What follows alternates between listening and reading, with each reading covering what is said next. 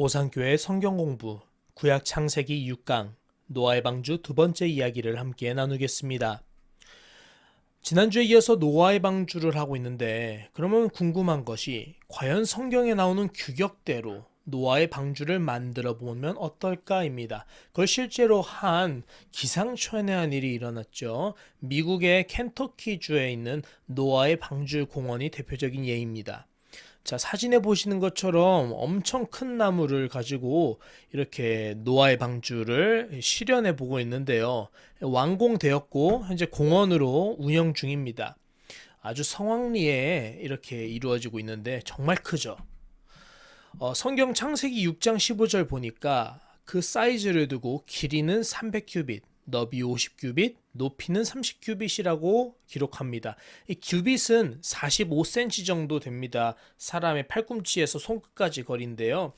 이것을 이제 정확한 수치로 환산해 보니 이 길이만 이 길이죠. 135m. 축구장보다 좀 더 깁니다. 너비 옆이죠. 22.5m. 높이는 13.5m.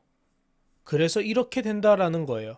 물론 성경에서 수천 년 전에 이 규빗이라는 규격이 오늘날 45cm냐 뭐 몇 미터냐 정확하게 말할 수 있는 것은 아닙니다. 그러나 일단 만일 규빗을 통상적인 45cm라고 본다면 아마도 이렇게 되진 않을까 시도해 본 것이라고 봅니다.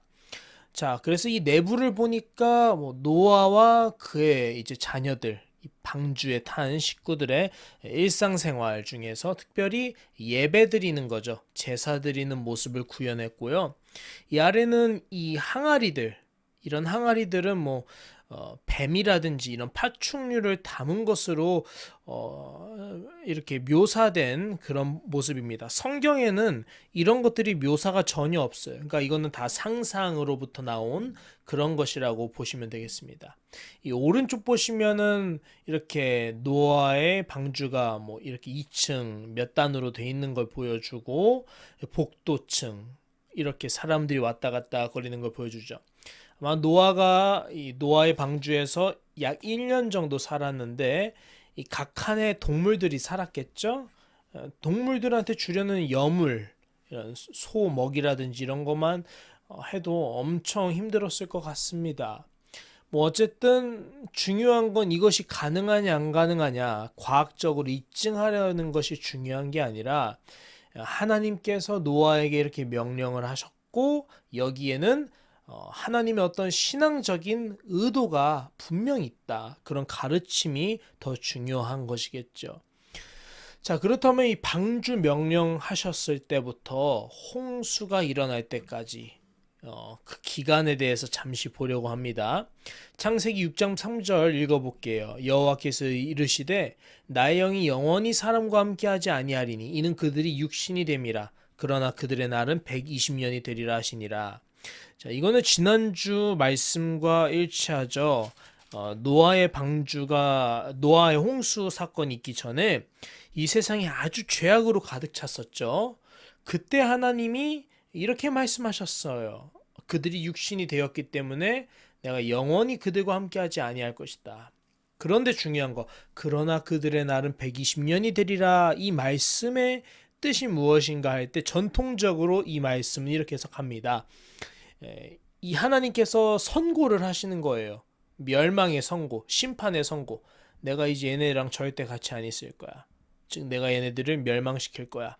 그때까지 몇 년 남았다? 120년이 남았다. 그럼 120년 동안 세상에는 아직 하나님께서 이들을 심판하시지 않고 기다리고 계신다라는 걸 알 수 있어요. 그래서 베드로전서 3장 20절은 이 말씀을 두고 이렇게 해석합니다. 그들은 전에 노아의 날 방주를 준비할 동안 하나님이 오래 참고 기다리실 때 복종하지 아니하던 자들이라. 자, 하나님이 오래 참고 기다리신 게 바로 120년이다라고 전통적으로 해석을 해요. 근데 중요한 건 바로 멸망시키실 수도 있는데도 불구하고 120년 동안 기다려 주셨어요. 유예 기간을. 그렇게 오래 참고 기다리시는 동안 사람들은 회개할 수 있는 기회가 있었어요. 그런데 120년 동안 복종하지 아니하였죠. 결국 구원받은 사람은 오직 8명, 노아를 포함한 8명밖에 되지 않았다라고 말씀을 합니다. 자, 어쨌든 그래서 하나님께서는 120년 동안이라는 유예 기간을 사형 선고의 유예 기간으로 주셨는데 그동안 하나님이 택한 자 노아에게 명령하십니다. 창세기 6장 13절에서 14절입니다. 모든 혈육 있는 자의 포악함이 땅에 가득하므로 그 끝날이 내 앞에 이르렀으니 120년이죠. 내가 그들을 땅과 함께 멸하리라. 너는 고페르 나무로 너를 위하여 방주를 만들되 그 안에 칸들을 막고 역청을 그 안팎에 칠하라. 아멘. 드디어 하나님이 노아에게 방주를 지으라라고 처음으로 명령하시는 장면이에요. 물론 고페르 나무로 지으라고 할 때 고페르 나무가 당시 어떤 나무였는지 정확하게 성경은 묘사해 주지 않아요. 그러나 우리가 추정하기로는 적어도 물에 뜰 만큼 가볍고 방수 재질이 촘촘한 그런 삼나무 재질이 아닐까 우리가 추측을 할 수 있겠습니다. 그래서 결론, 노아에게 방주를 명령하실 때부터 홍수를 시작할 때까지 약 몇 년 동안 노아가 방주를 만들었을까 생각을 해볼 때 하나님이 명령할 때부터 시작했다라고 한다면 120년이 소요될 거예요. 그런데 노아가 이 명령을 받은 후에 자식을 낳았다라고 한다면 노아가 첫 아들을 셈을 502살 때 낳았습니다.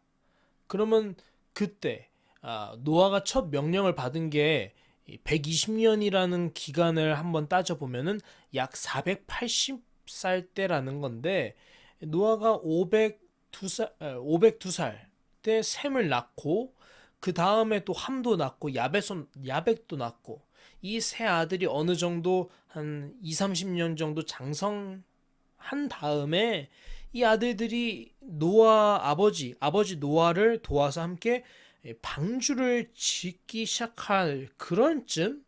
그러니까 노아 혼자 방주를 지을 순 없잖아요. 그러니까 아들들 3명 데리고 같이 방주를 짓기 시작했다라고 가정을 한다면 적어도 아들들이 장성해야 되니까 명령하실 때부터 바로 짓는 것보다는 한 아들들 낳고 셋 다 장성할 때쯤 한 50년 정도 걸리겠죠? 한 7, 80년 정도 방주를 짓지 않았을까. 그래서 방주를 짓는 기간은 약 70년에서 120년 정도가 걸렸을 것이다 추정할 수 있겠습니다. 자, 그럼 방주에 얼만큼 탔느냐? 그러니까 약 성경의 기록에 따르면 377일 동안 방주에 타 있었다라는 걸 알 수 있어요. 이게 순서가 중요합니다. 방주를 탑승한 게 처음에 창세기 7장 7절에서 9절인데 기록을 보니까 노아가 600세 되던 해라고 돼 있어요. 그리고 이때가 둘째 달 열째 날이다라고 돼 있죠. 성경에는 둘째 달 열째 날이라고 돼 있지 않아요. 다만 7날이 지난 후 7일이 지난 후에 이제 홍수가 비가 내리기 시작했다. 근데 그때가 딱 둘째 달 11의 날이다라는 걸 봐서는 이거 마이너스 7이니까 이때는 2월 10일이다라는 걸 알 수 있죠. 자, 어쨌든 2월 10일 날 하고 나서 7일이 지난 후에 홍수가 시작됩니다. 그래서 둘째 달 11의 날이라고 돼 있는데 2월 17일이에요. 1렛은 7이라는 뜻이죠. 이때부터 며칠 동안 비가 내리냐? 40일 동안 내렸습니다. 그리고 150일 동안 비가 이제 가득 세상에 차 있었고 물이 그 다음에 또 150일 동안 이제 물이 빠지기 시작했다라고 기록되어 있는데 그 과정을 이렇게 두고 있죠. 먼저 아라랏산이라는 곳에 도착을 합니다. 산봉우리에 배가 도착을 해서 더 이상 움직이지 않는 상태를 의미하죠. 창세기 8장 4절이에요. 이 아라랏산이 오는 해 터키의 어느 산일 것이다 이렇게 추정을 하는데 정확하게 모릅니다. 다만 전승에 의하면 어느 지역에 있을 것이다 사람들이 추측을 할 뿐이죠. 어쨌든 아라랏산이라는 곳에 이제 산봉우리에 도착을 합니다. 이때가 일곱째 달 11의 날이라고 합니다. 그러니까 노아 600세에 그해 7월 17일이라고 볼 수 있겠죠. 이게 또 시간이 지나니까 이제 물이 빠지잖아요. 물이 빠지면은 산봉우리들이 이제 다 삼봉우리까지 물이 차 있다라고 성경은 기록하는데 물이 빠지니까 드디어 삼봉우리들이 보여요. 그게 열째 달 초하룻날 10월 1일이라는 겁니다. 그리고 나서 좀 더 지나니까 이제 노아가 맨 처음에 까마귀를 내보냅니다. 까마귀를 내보내서 얘가 돌아오냐 안 돌아오냐, 돌아온다면 뭘 좀 물고 오지 않을까, 잎사귀라도 물고 오면은, 또는 벌레라도 한 마리 물고 오면은 이 지면이 말랐다는 뜻인데, 어쨌든 까마귀를 내놓았습니다. 근데 문제는 까마귀가 돌아오지 않아요. 8장 7절 말씀 보면 까마귀를 내놓음에 까마귀가 물이 땅에서 마르기까지 날아 왕래하였더라 라고 되어 있어요. 왕래하였더라 라는 것은 오고 가고 이런 의미겠는데, 이제 배에 왔다가 다시 나갔다가 왔다가 다시 나갔다가 이런 뜻 같아요. 정확하게는 나오지 않습니다. 어쨌든 까마귀는 좀 자유로운 영혼. 근데 이제 까마귀는 중요한 게 아니에요. 그 다음에 두 번째로 누굴 날리냐? 비둘기를 날려요. 근데 비둘기는 중요합니다. 까마귀는 뭐 물어온 게 없어요. 그냥 왔다 갔다 왕래하였더라 끝이에요. 중요하지 않아요. 근데 비둘기가 왜 중요하냐면, 비둘기는 처음 내놓았는데 이제 비둘기가 다시 돌아왔다라고 정확하게 돼 있어요. 까마귀는 그냥 왕래했다. 배 돌아왔는지 안 돌아왔는지, 배를 기점으로 왔다 갔다 했는지 정확하게 모르는 겁니다. 그래서 까마귀는 정확하지 않아서 중요하지 않아요. 근데 비둘기는 정확합니다. 8장, 창세기 8장 9절을 보시면 비둘기가 발 붙일 곳을 찾지 못하고 방주로 돌아와 그에게로 오는지라 그가 손을 내밀어 방주 안 자기에게로 받아들이고 라고 말씀해요. 노아에게서 비둘기가 갔다가 소식을 갖고 오려고 했는데 아무것도 얻지 못해요. 왜? 지면에 여전히 물이 있어요. 비둘기가 그래서 왔다 갔다 했다 이게 아니라 비둘기가 다시 누구에게로, 정확하게 노아에게로 오는지라, 그에게로 오는지라. 비둘기는 까마귀랑 달리 소식을 전해주는 그런 사명을 잊지 않았다라는 것을 암시하죠. 비둘기가 좀 특별해 보여요. 그래서 놀랍게도 비둘기를 한 번 더 보냅니다. 비둘기가 두 번이나 나타나고, 이 비둘기를 두 번이나 언급한 것은 그만큼 이 구약 창세기에서 비둘기는 어떤 신학적인 의미가 가득히 담아있는 존재라는 거죠. 두 번째를 날리는데 이때 중요한 게 7일 동안 기다렸다가 비둘기를 내놨다라는 거예요. 자, 7일.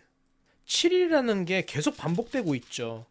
맨 처음에 이제 노아 방주에 동물들을 태울 때 평범한 거룩한 정결한 동물들은 암수 7씩을 태우라고 했어요. 7.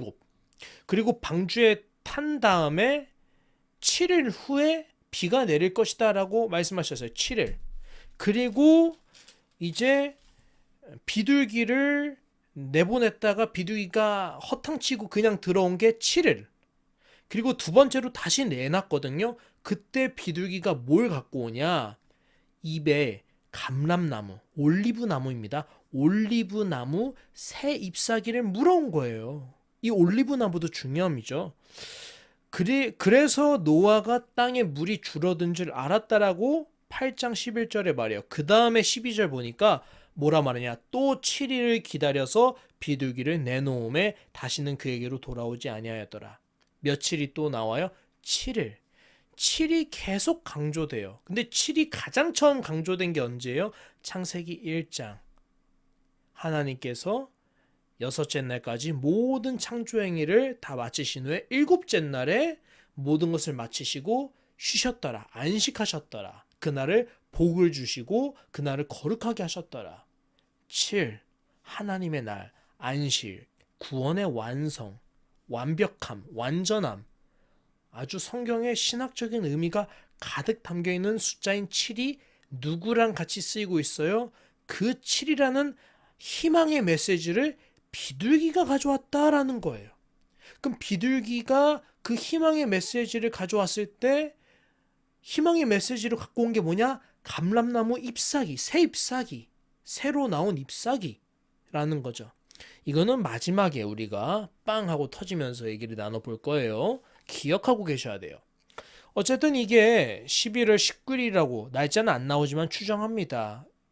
자, 그 다음에 이제 방주 뚜껑을 제치죠. 비도 그치고 이제 세상 좀 볼까. 그러니까 이게 601년 첫째 달, 600일은 이제 노아 나이가 601세고요. 첫째 달 초하루 나이가 1월 1일인 걸 알 수 있죠. 1월 1일 새해 첫날을 하늘에 있는 뚜껑을 열어서 세상을 보았다라는 것도 의미가 있겠고, 마지막 7번째, 방주에서 이제 드디어 탑승해서 하선을 합니다. 이때가 둘째 달 21의 날, 즉 2월 27일이죠. 방주에서 나와서 가장 먼저 한 것은 바로 하나님께 제사를 드린 일이었습니다. 자, 홍수 속에서 무엇이 중요할까? 예수 그리스도라는 분이 예표되는 거예요. 중요합니다. 누가복음 17장은요. 예수님께서 친히 말씀하시기를 노아의 때에 된 것 같이 인자 곧 예수 그리스도 자신의 때에도 그러하리라. 노아가 방주에 들어가던 날까지 사람들이 먹고 마시고 장가들고 시집가더니 홍수가 나서 그들을 다 멸망시켰으며 이 모든 노아의 홍수 사건이 마치 누구와 같다? 예수 그리스도와 같다라고 말씀하세요. 그러면 하나씩 살펴봅시다. 뭐가 홍수랑 예수님이랑 무슨 상관인가? 먼저 40일 동안 비가 내렸다고 했죠. 창세기 7장 11절에서 12절 그날에 큰 기품의 샘들이 터지며 하늘의 창문들이 열려 40주야를 비가 땅에 쏟아졌더라. 자, 먼저 40주야, 40일 동안 비가 땅에 쏟아진 것은 홍수가 내렸다라는 건데, 그래서 많은 사람들이 죽었죠. 세상에는 기쁜 일이라기보다는 고난의 때인 것 같아요. 근데 마가복음은 이 사건을 두고 이렇게 묘사합니다. 성령이 곧 예수를 광야로, 광야 어디예요? 고난이 있어요. 세상으로부터 단절됐어요. 광야에는 더 이상 세상의 즐거움이 없어요. 거기는 어두움만 있어요. 고난이 있어요. 들짐승들이 있어요. 하나님께서 예수님을, 성령님을 통해서 광야로 몰아내셨어요. 마치 하나님께서 노아를 세상 사람들로부터 구별하여서 노아의 방주에 탑승케 하고 노아의 방주에서 40일 40주야를 홍수를 만드는 비 가운데서 고독하게 지내게 한 것과 마찬가지죠. 예수님은 그 광야에서 40일 동안 계시면서 사탄에게 시험을 받으셨는데 특별히 들짐승과 함께 계시니라고 돼 있어요. 천사들이 수종들더라. 들짐승들 다른 복음서에는 기록이 안 돼 있어요. 마가복음에서 들짐승들과 함께 있다라고 했어요. 마가복음은 뭘 지금 가리킬까요? 예수 그리스도가 지금 40일 동안 광야에서 시험을 받고 계시는 것을 마치 노아가 40일 동안 노아의 방주 안에 탄 모든 들짐승들과 함께 그 기간을 보내면서 하나님의 영이 노아와 함께 하셔서 그가 하나님께 예배를 드리며 그 1년 동안을 함께 보낼 수 있었던 것, 그것을 너무 잘 일치하고 있죠. 자, 두 번째, 하늘의 물. 40일의 고난에 대해서는 이제 알겠어요. 그럼 하늘의 물은요? 여기에 큰 기품의 샘들이 터지며 하늘의 창문들이 열려라고 돼 있어요. 창세기 1장에 2장에서 보면은 하나님이 천지를 창조하실 때 이 땅과 하늘을 구별하실 때 이제 하늘에 물을 만드셨어요. 이 바다를 만드시죠. 그것을 아랫물이라고 그래요. 아랫물.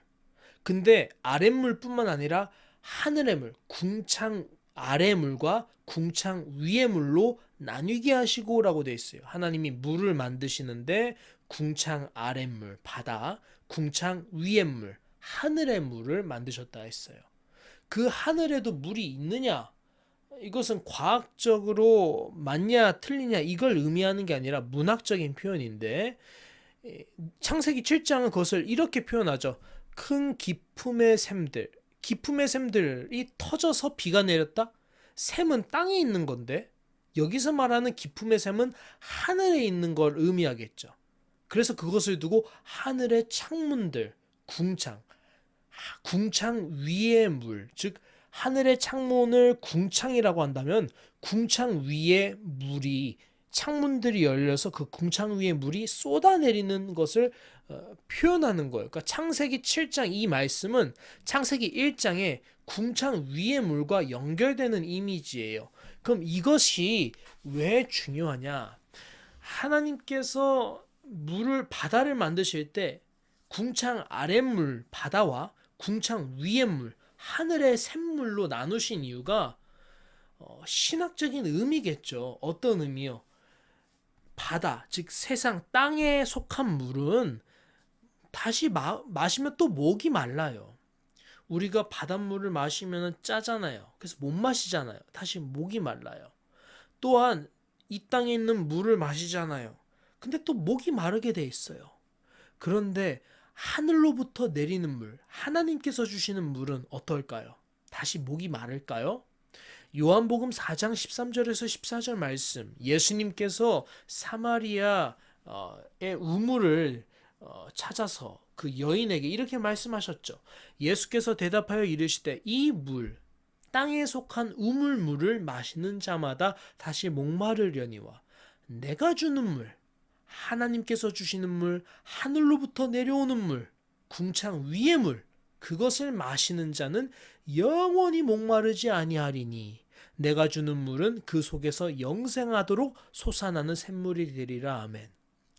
노아 홍수 때 40일 동안 하늘에서 쏟아내린 물은 예수님을 부인하고 하나님을 멸시하는 그런 사람들에게는 심판의 물이었어요. 하지만 하나님을 온전하게 믿고 믿음으로 구원의 방주인 예수 그리스도라는 구원의 방주에 올라탄 노아와 그의 가족들에게는 하늘로부터 내려오는 이 물은 세상을 정화시켜서 이제 다시 정화된 세상에서 나와서 하나님을 온전하게 예배드릴 수 있도록 자신들을 구원하는 구원의 물이고 영생하도록 솟아나는 물이고 세상을 정결케 하는 거룩한 물이에요. 예수님께서 주시는 물인 거예요. 그죠? 그래서 이 노아의 홍수를 일으킨 40일 동안 내린 물은 중의적인 의미가 있는 거예요. 세상에는 심판을 향한 물이지만 믿는 자들에게는 구원을 주시는 물이요 영원히 목마르지 아니하는 하늘로부터 내리는 물, 즉 예수 그리스도께서 주시는 영원한 샘물이 되는 거예요. 그게 예수님의 홍수예요. 그럼 예수님이 주시는 이런 물을 두고 베드로전서는 이렇게 표현해요. 물은 예수 그리스도. 이 물은 베드로전서 3장 20절을 보면 노아의 방주, 노아 홍수 사건을 이야기해요. 그 흐름, 그 문맥 가운데서 노아 홍수의 그 물은 예수 그리스도께서 부활하심으로 말미암아 이제 너희를 구원하는 표다. 세상은 심판받지만 우리 예수님을 믿는 사람들은 구원을 받을 수 있는 표가 바로 노아의 홍수요 예수님의 물이에요. 근데 그 예수님의 물이 곧 뭐예요? 세례다. 우리가 예수를 믿으면 처음에 세례를 받잖아요. 그 세례를 의미하는데 이 세례가 뭐냐면은 특별히 육체의 더러운 것을 제하여 버린 것이 아니요 하나님을 향한 선한 양심의 강군이라. 이 세례를 받는다는 것은 단순하게 내 육체의 더러움을 씻어준다 이것으로 끝나는 게 아니라 더 나아가서 나의 겉만 깨끗하게 씻는 것이 아니라 나의 마음, 나의 양심, 나의 속도, 속사람도 새롭게 거듭나게 하는 놀라운 역할을 하는 거죠. 그럼 예수님께서 주시는 이 세례는요, 어떤 세례냐? 우리가 처음에는 세례를 받을 때 이렇게 물을 뿌리잖아요. 또는 침례를 하던가. 근데 예수님이 주시는 세례는 물 세례가 아니죠. 마가복음 1장 8절에서 세례를 주는 자, 세례 요한이 예수님을 가리켜서 말합니다. 나는 너희에게 물로 세례를 베풀었거니와 그 예수님은 너희에게 성령으로 세례를 베푸시리라. 그렇다면 이제 정리합니다. 노아의 홍수는 즉 물인데, 이 노아의 홍수가 가리키는 물은 곧 예수님께서 구원을 주시는 세례의 물이라 했어요. 그럼 예수님이 주시는 세례는 뭐예요? 물로 세례를 베푸시는 분이 아니라 성령으로 세례를 베푸시는 분. 그러면 오늘날 우리 안에 성령님이 계시잖아요. 성령님이 계실 수 있는 것은 예수님께서 우리에게 중보자이신 성령님을 내려주셨기 때문이죠. 예수님께서 나에게 성령님을 주신 것은, 성령님의 임재를 나에게 허락하게 해주신 것은 곧 내가 예수님으로 세례를 받은 거예요. 특별히 예수께서 보내신 성령님을 통해서 내가 세례, 곧 내 더러운 것만 깨끗하게 된 것이 아니라 내 속사람까지 성령으로 거듭난 거죠. 이렇게 아주 복합적인 신학적인 의미가 가득 담겨 있는 게 노아의 홍수 사건이에요. 이렇게 보니까 창세기에 마가복음의 이야기가 담겨 있지 않아요? 창세기에 요한복음의 이야기가 담겨 있지 않아요? 창세기에는 이미 예수님을 예표하는 말씀으로 가득해요. 그래서 예수님께서 노아의 때를 자신의 때와 비교하실 수 있으셨던 거죠.